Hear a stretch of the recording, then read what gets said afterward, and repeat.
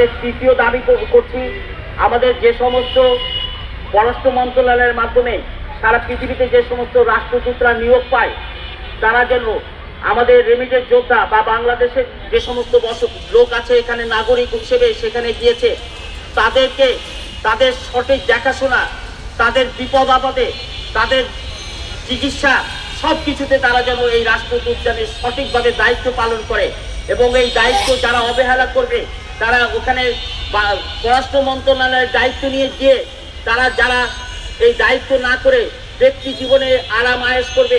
ব্যক্তি জীবনে বেশি বেশি উপার্জনের চেষ্টা করবে, তাদেরকে ফেরত এনে তাদেরকে বিচার বিভাগীয় তদন্তের মাধ্যমে শাস্তি প্রদানের জন্য আমরা আজকে দাবি করেছি।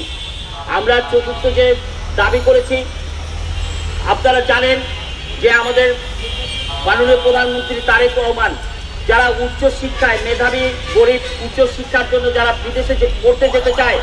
তাদের জন্য একটি নতুন বক্তব্য দিয়েছেন এবং ঘোষণা দিয়েছেন যে প্রত্যেকটি মেধাবী ছাত্রদের জন্য রাষ্ট্রের পক্ষ থেকে 10 লক্ষ টাকা দেওয়া হবে। আমরা মাননীয় প্রধানমন্ত্রী তারেক রহমানের কাছে অনুরোধ করব,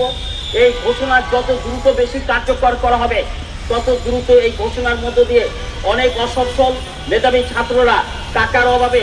উচ্চ শিক্ষা নিতে বিদেশে যেতে পারে না, তাদের এই ঐতিহাসিক সিদ্ধান্তের মধ্য দিয়ে তারা বিদেশে যেতে পারবে, সুশিক্ষায় শিক্ষিত হয়ে তারা দেশের কাজে আসবে। এই জন্য তারেক রহমানের এই বক্তব্য বা এই ঘোষণা দ্রুত কার্যকর করার জন্য আমরা দাবি করছি। আমি পরিশেষে আপনারা যারা আমাদের এই মানববন্ধনে